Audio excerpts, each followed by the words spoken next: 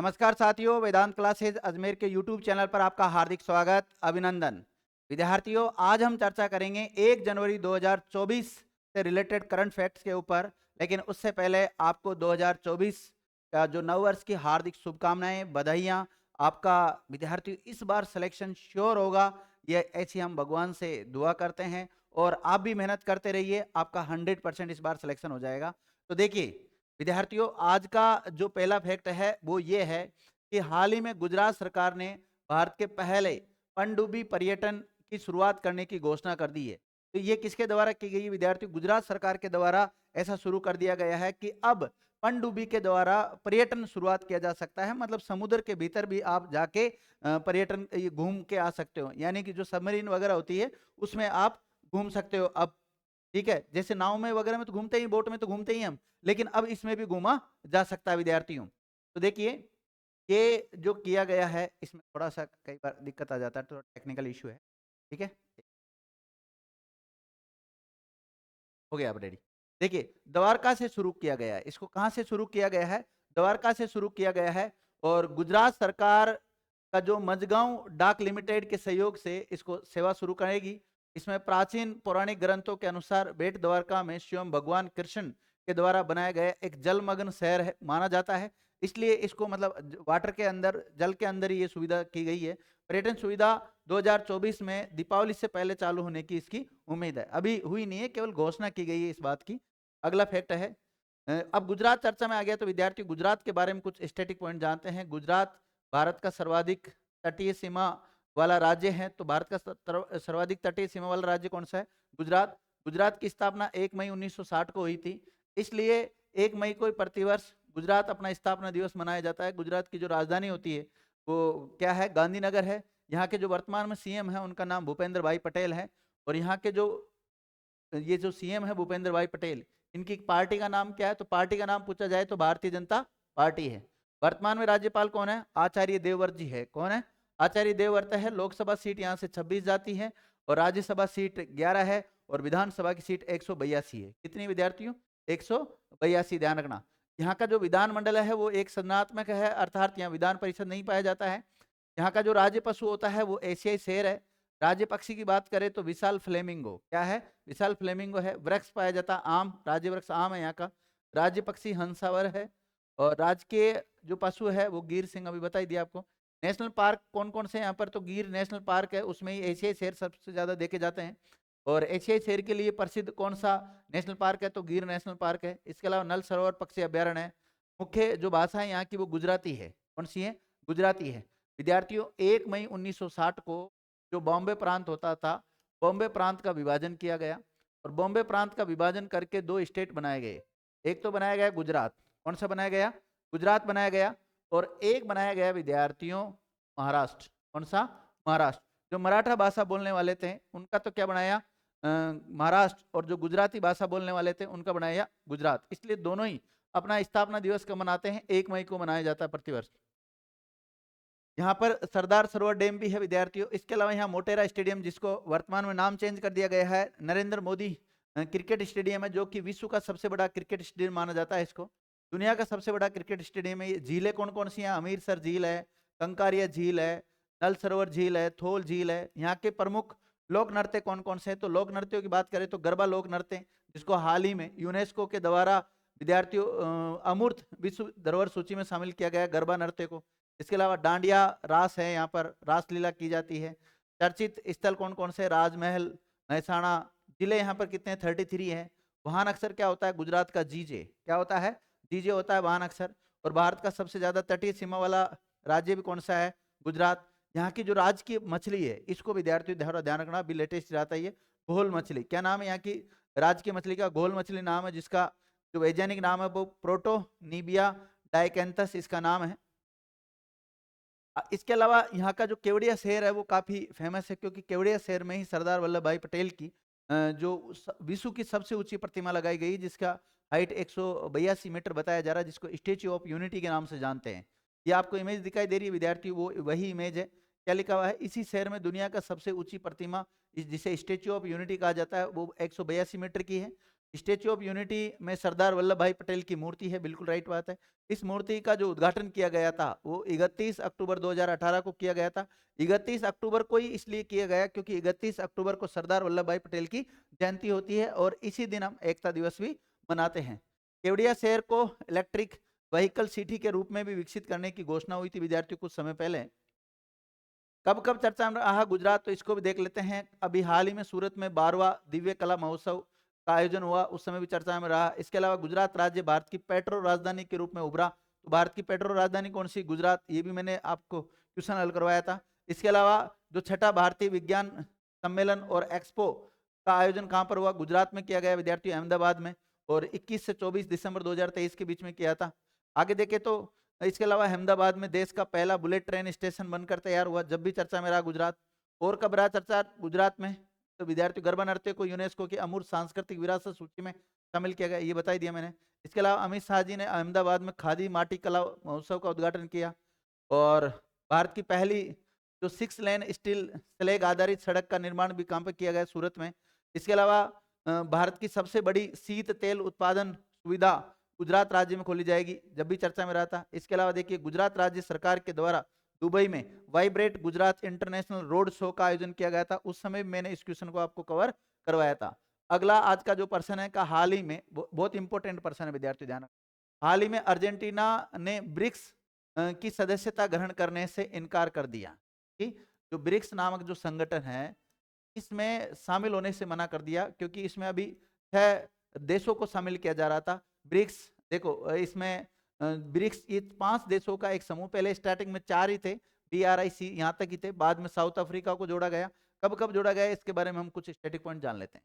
तो अर्जेंटीना के जो राष्ट्रपति अभी बने थोड़े दिन पहले, जेवियर माइली, इन्होंने ब्रिक्स नेताओं को पत्र भेजकर ब्रिक्स में शामिल न होने का फैसले से अवगत करा दिया, मतलब मना कर दिया। कुल मिला के बात यह, अगस्त 2023 में 6 नए सदस्यों को शामिल किया जा रहा था इस ब्रिक्स में। 5 तो पहले ही थे, 5 तो पहले ही थे, अब 6 को और शामिल किया जा रहा था, जैसे अर्जेंटीना, इथियोपिया, ईरान, सऊदी अरब, मिस्र जिसको इजिप्ट कहते हैं, उसके अलावा यूएई, संयुक्त अरब अमीरात, इनको शामिल किया जा रहा था ब्रिक्स में। लेकिन विद्यार्थी इन 6 में से इसने मना कर दिया। अर्जेंटीना के जो राष्ट्रपति बने अभी थोड़े दिन पहले, जेवियर माइली, इन्होंने मना कर दिया। तो ब्रिक्स में 5 तो ये हो गए और 5 और जुड़ जाएंगे। और कितने, तो टोटल ब्रिक्स में सदस्य देश कितने हो गए? 10 हो गए। अब ध्यान रखना, आपसे पूछा जाए ब्रिक्स में सदस्य देशों की संख्या कितनी है? 10 है। कितनी है? 10 है। 5 पहले थे, 5 और जोड़ दिए गए। अर्जेंटीना को भी शामिल किया गया था, लेकिन इसने मना कर दिया है शामिल होने से। इससे पहले ब्रिक्स में 5 सदस्य शामिल थे। 5 कौन कौन से? ब्रिक्स का बी का मतलब विद्यार्थियों ब्राजील है, बी का मतलब ब्राजील, आर का मतलब रसिया, आई का मतलब इंडिया, सी का मतलब चाइना, और एस का मतलब दक्षिण अफ्रीका, साउथ अफ्रीका। क्या है? South Africa. इनकी सदस्यता 1 जनवरी 2024 से प्रभावी होने वाली थी, लेकिन अर्जेंटीना ने शामिल होने से मना कर दिया। तो आज से विद्यार्थियों इनकी ये शामिल इनकी सदस्यता प्रभावी हो जाती है, लेकिन अर्जेंटीना ने मना कर दिया, इसलिए कितने हो जाएंगे? अब 10 ही बचेंगे, इसमें ध्यान रखना।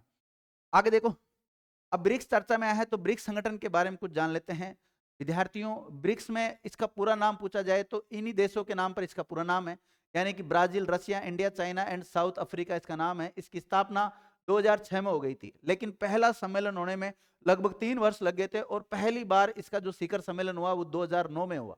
कब हुआ? 2009 में हुआ विद्यार्थियों, जब इसको ब्रिक नाम से जानते थे। नाम से जानते थे? ब्रिक नाम से। और दूसरा जो इसका सम्मेलन हुआ विद्यार्थियों, वो कब हुआ होता है? तो 2010 में होता है, 2010 में होता है। और उस समय जो 5वां सदस्य है ये एस के रूप में, एस के रूप में, यानी साउथ अफ्रीका को कब जोड़ा गया? 2010 में जोड़ा गया।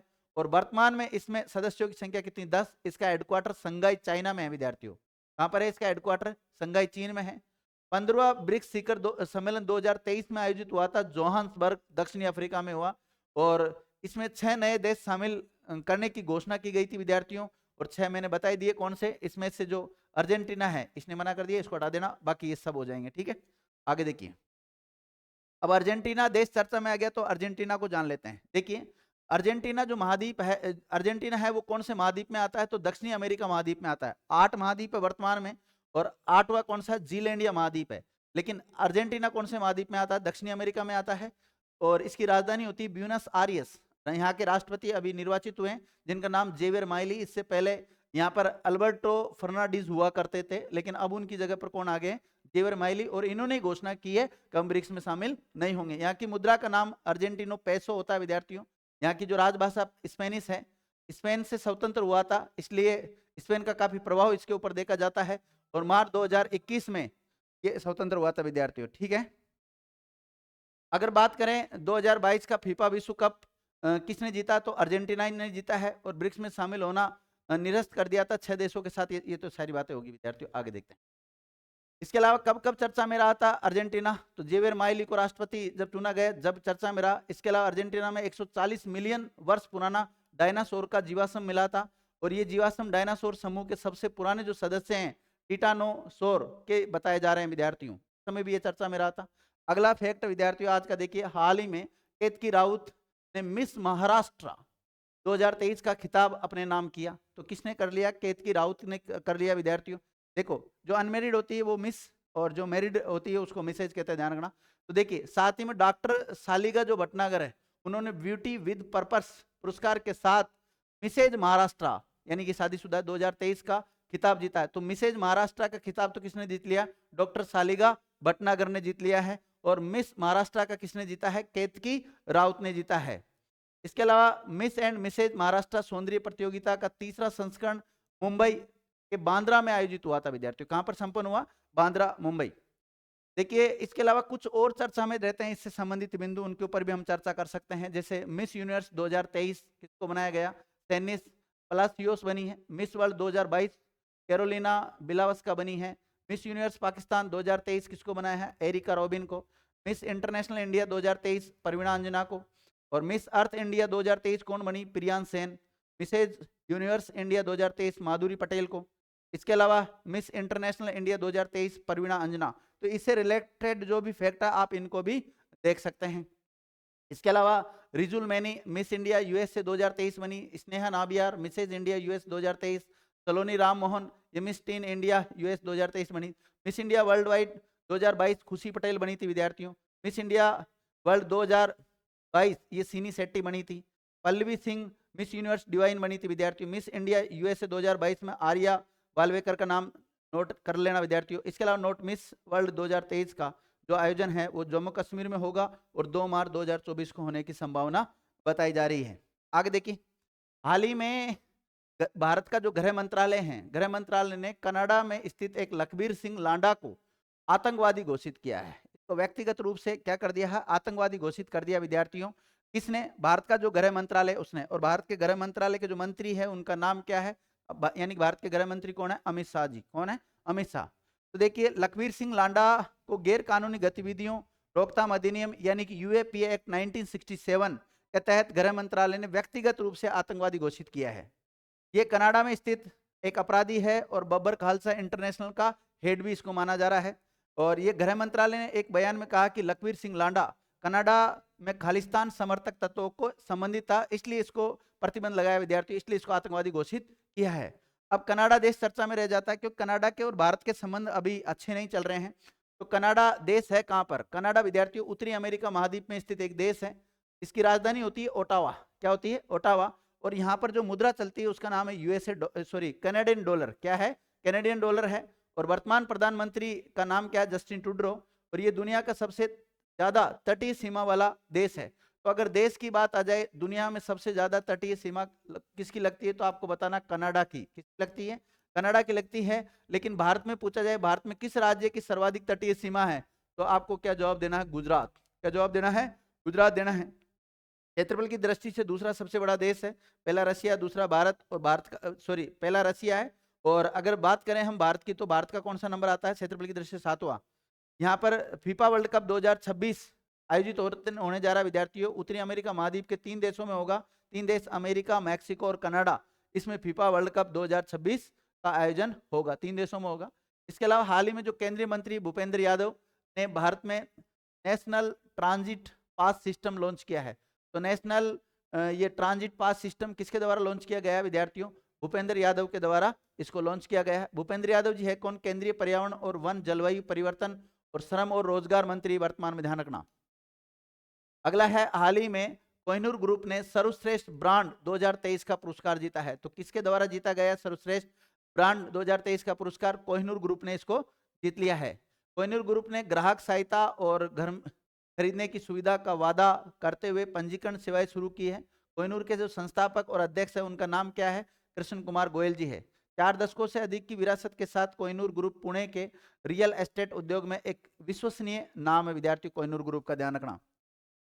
अगला जो फैक्ट है, हाल ही में जो तेलंगाना के सीएम है रेवत रेड्डी, उन्होंने अबे हस्तम नामक जो योजना है उसका लॉन्च किया है विद्यार्थियों। इन्होंने क्या किया, चुनाव जब हो रहे थे तेलंगाना में तो इन्होंने कुछ गारंटी दी थी, कुछ योजना चालू करने की, जैसे महालक्ष्मी योजना, रैतु भरोसा योजना, इंदिरा माँ योजना, गृह ज्योति योजना, युवा विकासम योजना और चयुता योजना। तो इन सभी जो गारंटी योजनाएं थी उनकी शुरू करने की घोषणा की थी। तो एक एक करके ये घोषणा कर रहे हैं। और इन्होंने इस कार्यक्रम के दौरान ये कहा था कि हम 6 गारंटियां लागू करेंगे और वो भी 100 दिन के भीतर भीतर। जैसे अगर हमारी सरकार बन जाती है तेलंगाना में तो हम 100 दिन के भीतर भीतर ये 6 योजनाएं लागू कर देंगे। ये बात कही थी और कर भी रहे हैं, अपना जो वादा किया था उसको निभाने की कोशिश कर रहे हैं। अब तेलंगाना चर्चा में है तो तेलंगाना विद्यार्थी 2 जून 2014 को आंध्र प्रदेश से अलग होकर भारत का 29वां राज्य बना था। लेकिन वर्तमान में भारत में राज्य कितने? 28 ही है, ध्यान रखना। और 8 केंद्र शासित प्रदेश है। तो इसका गठन होता है 2 जून 2014 को।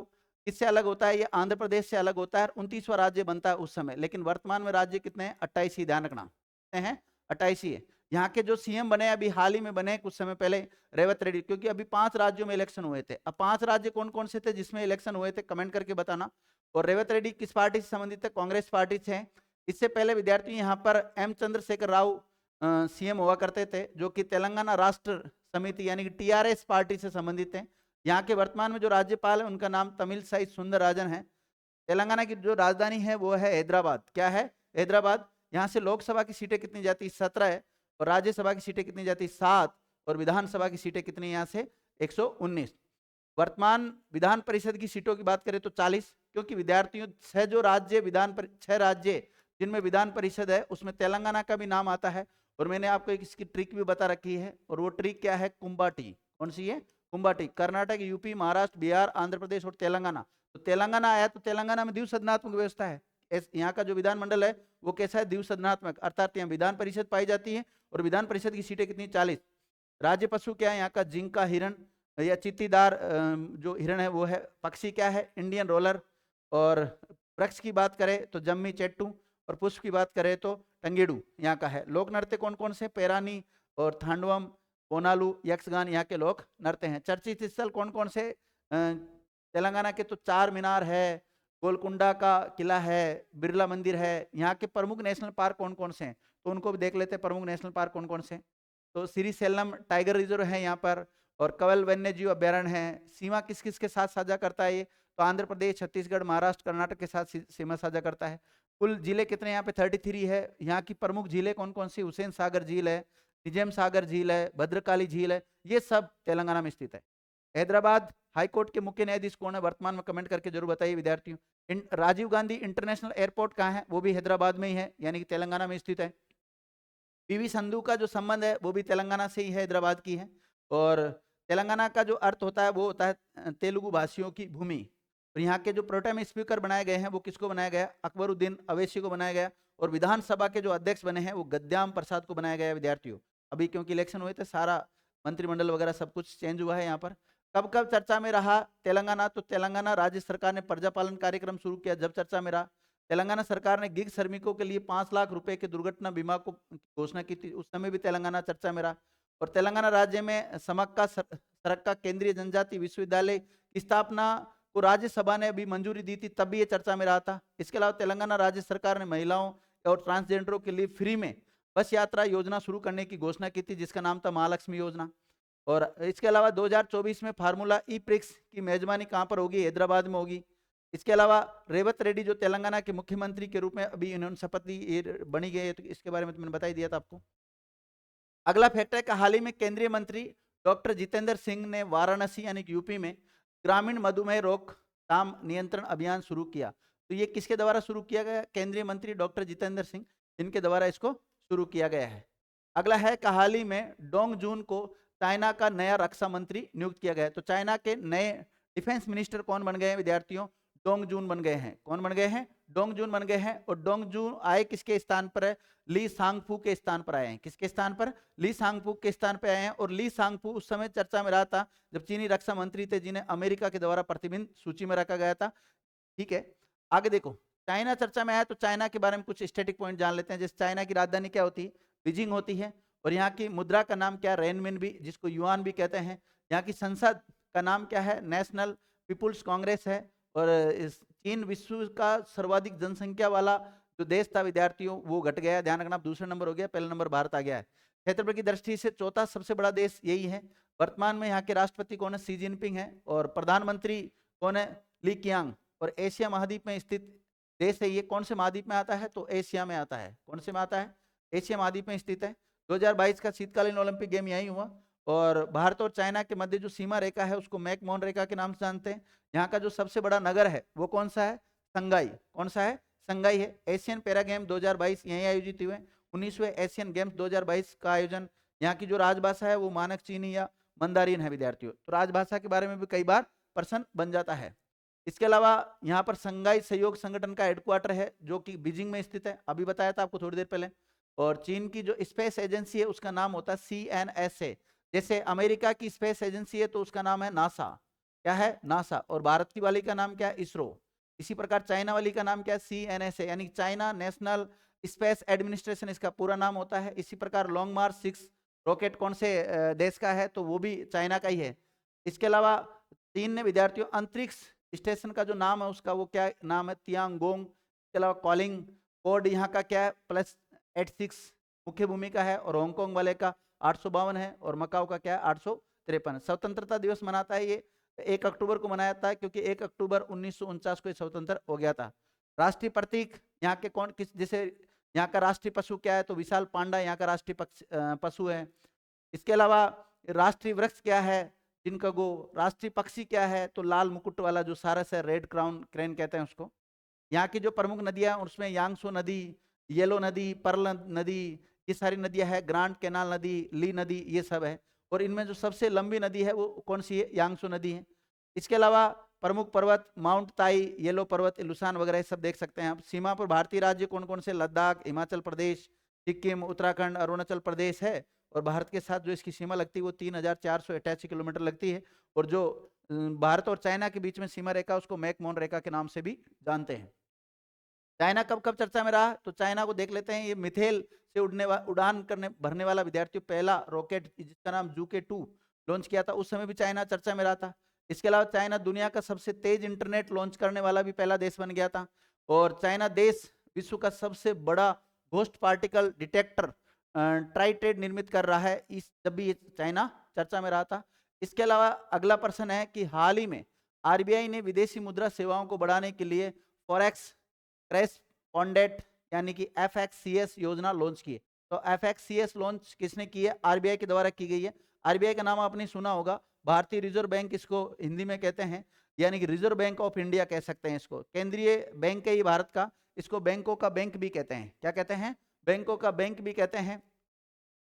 अब आरबीआई चर्चा में आ गया तो आरबीआई के बारे में और कुछ स्टैटिक पॉइंट जान लेते हैं। आरबीआई की स्थापना कब हुई? तो 1 अप्रैल 1935 को इसकी स्थापना हुई। और जिस समय इसकी स्थापना हुई उस समय इसका हेडक्वार्टर था कलकत्ता। कहाँ पर था? कलकत्ता में था विद्यार्थियों। और इसकी जो स्थापना हुई है वो आरबीआई एक्ट के तहत हुई है। और इसका राष्ट्रीयकरण की बात करें तो 1 जनवरी 1949 को इसका राष्ट्रीयकरण हुआ। और इसका जो हेडक्वार्टर है वर्तमान में मुंबई में है। और वर्तमान में जो इसके हेड है वो शक्तिकांत दास है। कौन है? शक्तिकांत दास है, जो कि 25वें नंबर के 24वें नंबर के पूछा जाए तो उर्जित आर पटेल है। और उर्जित आर पटेल के समय ही विद्यार्थियों 8 नवंबर 2016 को नोटबंदी हुई थी। और 23वें नंबर के कौन थे? तो रघुराम राजन। और पहले अगर पूछा जाए पहले इसके गवर्नर कौन बने थे? तो आर्स बॉन स्मिथ बने थे, 1 अप्रैल 1935 को बने थे। लेकिन पहले भारतीय गवर्नर कौन बने? तो CD देशमुख। इसके 4 क्षेत्रीय कार्यालय भी हैं, दिल्ली, मुंबई, कलकत्ता और चेन्नई में हैं। इसके अलावा विद्यार्थियों बात करें मुद्रा छापने का अधिकार किसको? तो आरबीआई के पास ही होता है। मौद्रिक नीति जारी करने का अधिकार वो भी किसके पास है? आरबीआई के पास ही है। भारत में मौद्रिक दरों की मौद्रिक नीति समिति के द्वारा जारी की जाती है, जिसको हम एमपीसी बोलते हैं। एमपीसी का पूरा नाम होता है मॉनेटरी पॉलिसी कमेटी, इसके द्वारा की जाती है। और इसका जो एमपीसी की जब भी बैठक होती है तो इसकी अध्यक्षता कौन करते हैं? जो आरबीआई का गवर्नर होता है वही इसकी अध्यक्षता करता है।